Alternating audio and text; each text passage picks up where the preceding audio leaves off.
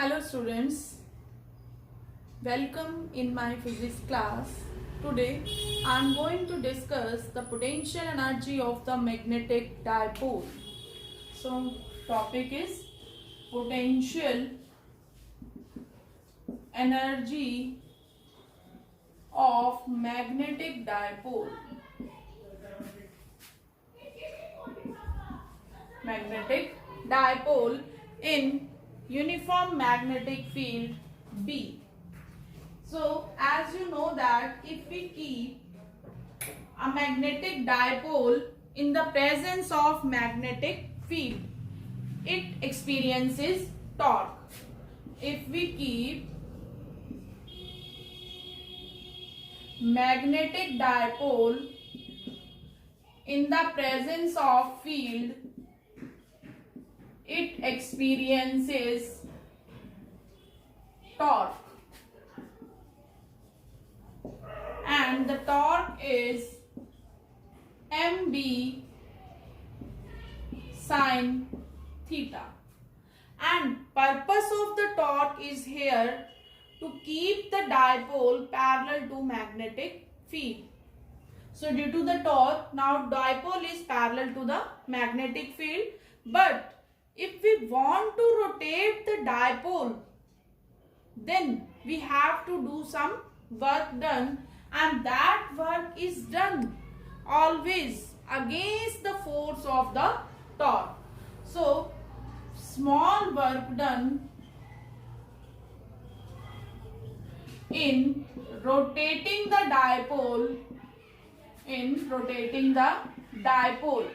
through small angle d theta.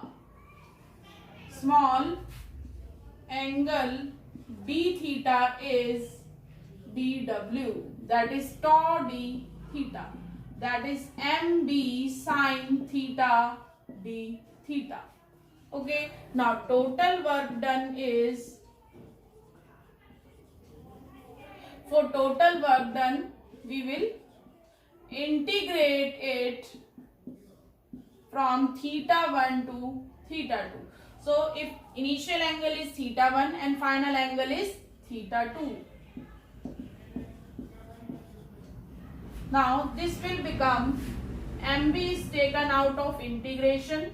Now only sine theta is left. So we are integrating it from theta 1 to theta 2. Now we are doing integration of it. Then work done becomes mb sine theta integration is minus cos theta, limits theta 1 to theta 2. So take the minus sign common, then put the limit. So cos theta 2 minus cos theta 1. So this is the work done, and this work is called the potential energy. So potential energy is minus mb cos theta 2 minus cos theta 1. Then question comes that why negative sign comes here. Negative sign is here because work is done against the force of the torque. Because due to the torque, dipole is parallel to the field. But if we want to rotate the dipole, then work is done against the torque. So negative sign comes here. Now if theta 2 is equal to theta and theta 1 is equal to 90, means if dipole is initially at an angle 90 degree with the field and final angle is theta, then potential energy is minus mb cos theta. Cos 90 is 0. This is theta. So final answer is minus mb cos theta. Okay. Now the cases. If theta is 0, then potential energy is minus mb cos 0 is 1. And if potential energy is negative, then it is called stable equilibrium. Stable equilibrium. And if theta is 90 degree, then potential energy becomes cos 90, 0. That is minimum potential energy. And if theta is 180 degree, then potential energy becomes positive because cos 180 is minus 1. So minus minus plus. So it becomes plus MB. And if potential energy becomes positive, then this is called the case of unstable equilibrium. Okay.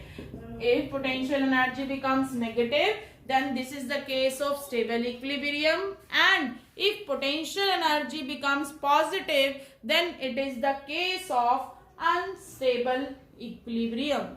So potential energy is minus mb cos theta, where theta is the angle between the dipole and the magnetic field.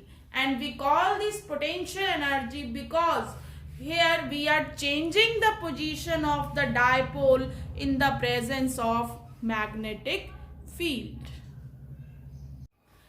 Our next topic is magnetic dipole moment of current loop.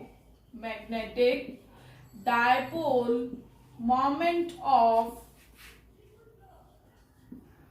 current loop. That if we take a loop and if we see from the top, this is placed horizontally, and if we see from the top and current is flowing anti-clockwise, then it has north polarity. Okay, if current flows in any loop anti-clockwise, then it has north polarity. And if we see from the bottom, then current is flowing here clockwise, it means it has south polarity. Clear? It means here current carrying loop is behaving like a magnet having both poles, north pole and south pole. It means it has some magnetic moment. Okay, and that magnetic moment is represented by M and is directly proportional to the strength of the current. Means if we increase the current through a loop, then its magnetic moment increases, and it depends on the area of the loop. That if we talk about the bigger loop, then its magnetic moment increases. So, and K is here 1. So its formula is I into A, and for n turns of the loop it is NIA. Clear? Now its unit. Current unit is ampere, area unit is meter square. So SI unit is ampere meter square, and dimension is AL2. Clear? And direction. Its direction is given by the right hand thumb rule, that curl the finger of your right hand in the direction of the current. If we see from the bottom, then current is flowing anti-clockwise. So I am curling my finger anti-clockwise. Then thumb will give us the direction of the magnetic moment. Clear? So thumb is giving us the direction of magnetic moment. So we can find here the direction of magnetic moment. It means if we pass the current through a loop, then this current carrying loop behave as a magnet having both poles, north pole and south pole. It means it has some magnetic moment, and that magnetic moment depends on the current as well as area of the loop. So its formula is I into A. Now next is, that is the magnetic dipole moment of an atom or electron. Of an atom or electron. As we know that electrons revolve around the nucleus in circular orbit. Okay, and we know that electron revolve around the nucleus in circular orbit. Then according to the Bohr's theory, angular momentum is integral multiple of h by 2 pi. That is L is equal to nh by 2 pi. What is angular momentum? R cross P. And this P is linear momentum, that is m into v. So mvr is equal to nh by 2 pi. Here Vr is nh by 2 pi. Clear? Now we have to find here magnetic moment, and magnetic moment is current into area. So current is, what is the current? Current is charge by the time. Charge by time. Charges are here electrons, and time is the distance upon speed. What is the distance? Distance on a circular path is 2 pi r. 2 pi r by v. So this is the formula of the current. Time is here distance upon speed. So v is here speed of the electron and distance is 2 pi r. Now area. As this is the circular loop, so area is pi r square. So magnetic moment is, now put the value of current and area in this formula, then EV by 2 pi r into pi r square. So r is cancelled by this.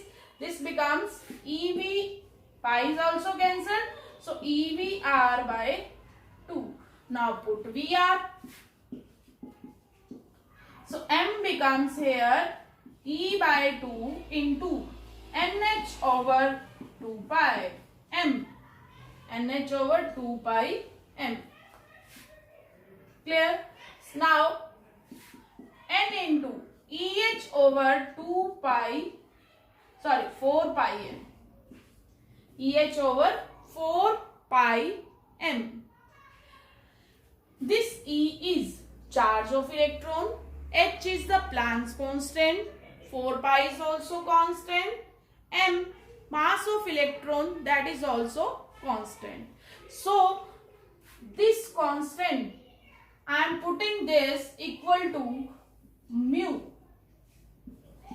Put EH over 4 pi m equal to mu b. What is this mu b? Bohr magnetron. This is a constant. So what is the magnetic moment now? Magnetic moment is n into mu b. And if n is 1, what is here n? N is the orbit number. So if electron moves in first orbit, then m becomes equal to mu b. Clear? So what is the Bohr magnetron? Bohr magnetron is equal to magnetic moment of an electron. It is equal to magnetic moment of an electron revolving in first orbit of hydrogen atom. I am repeating this. Bohr magnetron is equal to magnetic moment of an electron orbiting in first orbit of hydrogen atom. So this is the formula for magnetic moment of an electron orbiting in an atom.